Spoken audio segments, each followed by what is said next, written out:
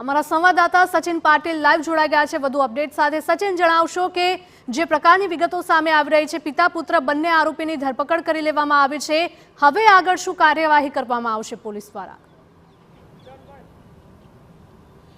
હિરલ, આ જે સમગ્ર મામલો છે, મામલામાં અત્યારે પોલીસ પણ જે છે સૌથી પહેલી પ્રાયોરિટી ડેડ બોડીઝને સોંપવાની છે। 2 ડેડ બોડીઝ હજુ અનઆઇડેન્ટિફાઈડ છે, એટલે એમનું ડીએનએ ટેસ્ટ છે એ પણ કરવામાં આવશે। જે 8 ડેડ બોડીઝ હજુ બાકી છે એ ડેડ બોડીઝ માટે એમના ફેમિલીઝ જે મધ્યપ્રદેશથી આવવાના છે, ફેમિલીઝ અત્યારે ઓન ધ વે છે, અહીંયા આવશે। ત્યારબાદ જે પરિવારજનો છે એમને જે છે એ ડેડ બોડીઝ એમના પરિવારજનોને સુપ્રત કરવામાં આવશે। પોલીસ જે છે એ ગુજરાતનું એડમિનિસ્ટ્રેશન સાથે જ સાથે મધ્યપ્રદેશનું એડમિનિસ્ટ્રેશન ને જે એના સંકલન સાથેની આખી જે પ્રક્રિયા છે એ પ્રક્રિયા ચાલી રહી છે। મહત્વની બાબત અહીંયા એ છે કે જે બંને પિતા પુત્રની ધરપકડ કરાઈ છે, એક્સપ્લોઝિવ્સ એક્ટ મુજબ અત્યારે હાલ એમની વિરુદ્ધમાં જે છે ફરિયાદ નોંધવામાં આવી છે। આગળની તપાસ દરમિયાન પોલીસનું કહેવું છે કે જે બીજા તથ્યો સામે આવશે અને કોઈપણ પ્રકારની બીજી બેદરકારી સામે આવશે તો એને લઈને પણ જે છે એ કલમોનો ઉમેરો કરવામાં આવશે અને સખતમાં સખત સજા થાય એ પ્રકારનું એવિડન્સ કલેક્ટ કરીને અને જે કાયદેસરની પ્રક્રિયા છે એના દ્વારા વહેલામાં વહેલી ચાર્જશીટ કરીને જે પોલીસ છે એ પોલીસ આખી ઘટનામાં જે પણ બંને આરોપીઓ છે આરોપીઓને સજા સુધી પહોંચાડવા માટેનું જે કન્વિક્શન જે છે એના સુધી પહોંચાડવા માટેની પ્રક્રિયાને લઈને પ્રતિબદ્ધ છે।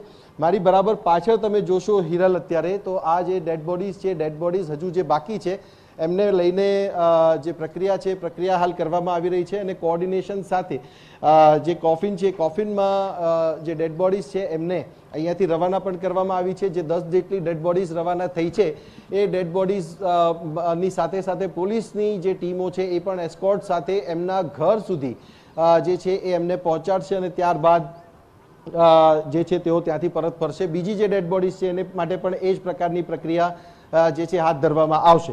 હવે વિષય છે કે આખી જે ઘટના છે ઘટનામાં જે પણ બેદરકારી થઈ છે એમાં કોણ કોણ વ્યક્તિઓ છે, શું છે શું નહીં, તમામ બાબતોના તમામ સવાલોના જવાબ હજુ મળવાના બાકી છે અને આ સવાલોના જવાબ મળવા જરૂરી પણ છે કારણ કે 21 લોકોએ પોતાના જીવ ગુમાવ્યા છે। કોઈ લોકો જે પરિવારનો પરિવાર આખો વિખાઈ ગયો, 2 બાળકો સહિત પિતા અને માતા જે છે એ આખો પરિવાર વિખાઈ ગયો, જેમના માથા ઉપર કર્જ હતું, બોજ હતો, દેણું હતું, તો એ દેણું પૂરું કરવા માટે પરિવાર અહીંયા આવ્યો હતો અને 3 દિવસ પહેલા આવ્યા બાદ ગઈકાલે જે ઘટના બની એમાં આખો ને આખો પરિવાર ગયો।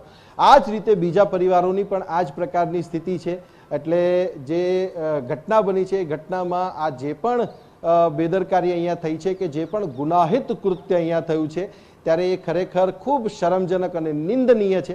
એડમિનિસ્ટ્રેશન પણ આ બાબતે કોઈ નક્કર પગલાં લે એ ખૂબ જરૂરી છે અને ત્યારબાદ આ જે ઘટનાઓ છે એ ઘટનાઓ પર રોક લાગે એ પણ એટલું જ જરૂરી છે કારણ કે એક પછી એક આ પ્રકારની જે ઘટનાઓ છે એમાં લોકો પોતાના જીવ ગુમાવે, કોઈ પોતાનો જે છે એ ઘરનો મુખ્ય વ્યક્તિ ગુમાવે, કોઈ પોતાનો પુત્ર ગુમાવે, કોઈ પોતાના પરિવારની દીકરી ગુમાવે, બાળકો ગુમાવે।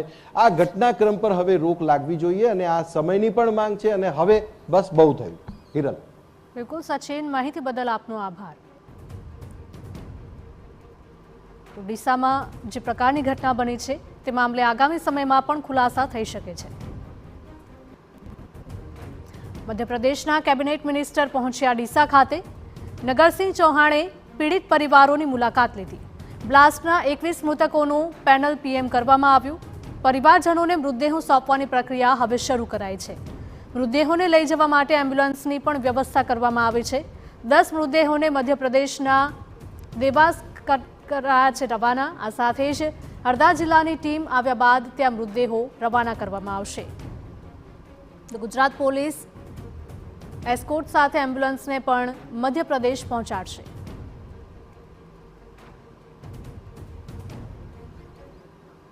कल बनासकांठा जिला के डीसा में जो दुर्घटना हुई थी उसमें जो मजदूर जो श्रमिक जिनका देहांत हुआ था वो मेजोरिटी देवास और हरदा जिले के थे।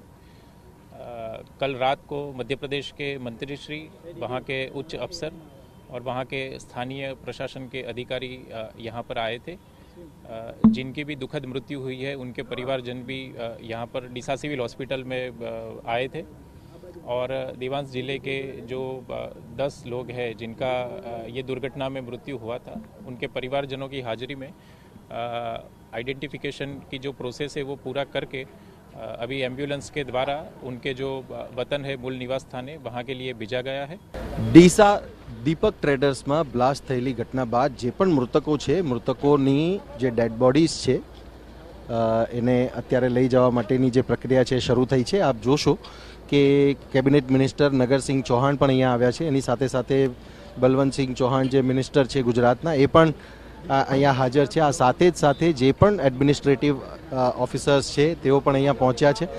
અહીંયાથી આ જે ડેડ બોડીઝ છે એ એમના પરિવારજનોને સુપ્રત કરીને કાયદેસરની પ્રક્રિયા પૂર્ણ કરીને જે છે તમામને અહીંયાથી એસ્કોર્ટ સાથે રવાના કરવામાં આવી રહ્યા છે। અહીંયાથી મધ્યપ્રદેશ અલીરાજપુર સુધી એમને લઈ જશે અને જે પ્રક્રિયા છે એ પ્રક્રિયા પૂર્ણ થઈ છે। પરિવારજનોમાં આક્રંદ પણ છે, આક્રોશ પણ છે અને આખી જે ઘટના છે એ ઘટના બન્યા બાદ હવે જે મુખ્ય વિષય છે એ વિષય છે કે આખી જે ઘટના બની એમાં બેદરકારી દાખવનાર જે ફેક્ટરી માલિકો છે એ બંનેની ધરપકડ કરી છે, પરંતુ લાયસન્સ ન હોવા છતાંય આ પ્રકારે બ્લાસ્ટ અહીંયા થયો છે ત્યારે એની તલસ્પર્શી તપાસ થવાની પણ જરૂર છે અને જે પણ પરિવારજનોએ પોતાના સ્વજનોને ખોયા છે એમને ન્યાય મળવાની પણ જરૂર છે। કેમેરામેન મનીષ ત્રિવેદી સાથે સચિન પાટીલ, TV9 ડીસા, બનાસકાંઠા।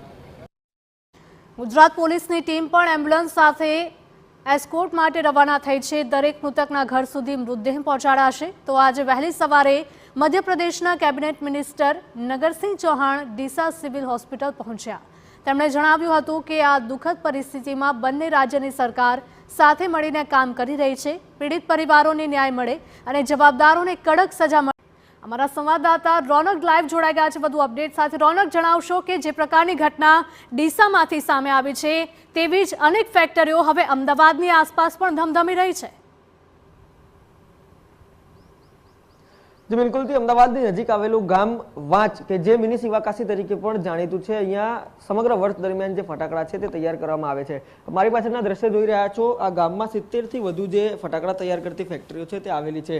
જે પ્રકારે બનાસકાંઠા અને ડીસામાં જે ગઈકાલે ઘટના પ્રકાશમાં આવી અને અંદાજિત 20 થી વધુ લોકોના જે મોત છે તે નિપજ્યા છે, પરંતુ હવે સવાલ એ જ થાય છે કે રાજ્યમાં અનેક કેટલી અવ્યવસ્થાઓ સર્જાયેલી છે। આપ દ્રશ્ય જુઓ કે જે પ્રકારે અહીંયા વિસ્ફોટકોનો જે કહી શકાય કે જે સામાન છે તૈયાર કરવાનો તે મૂકેલો હોય છે। આ ઉપરાંત આમ તો સરકાર એવું કહે છે કે ભાઈ ફાયર સેફટી અને તમામ સુવિધાઓ છે તે તમારે રાખવી, પરંતુ તેના માટેની જે પ્રક્રિયાઓ હોય છે તે પ્રક્રિયા ક્યાંક ને ક્યાંક જટિલ હોય છે અને તેના જ કારણે જે કહી શકાય કે લાયસન્સો છે તે માંગ્યા પ્રમાણે નથી મળતા, અથવા તો પછી જે પ્રકારે જે વ્યવસ્થાઓ સર્જવાની હોય છે તેનો અભાવ હોવાને કારણે ક્યાંક ને ક્યાંક જે ફિલ્ડ ઉપર તેનું અમલીકરણ થવું જોઈએ તે નથી થતું। આપ દ્રશ્ય જુઓ, જે પ્રકારે એક ખુલ્લી જગ્યામાં જે નાના કાચા બાંધકામ આવેલા છે અને આ બાંધકામોમાં જે ફટાકડાનું ઉત્પાદન છે તે સમગ્ર વર્ષ દરમિયાન થતું હોય છે।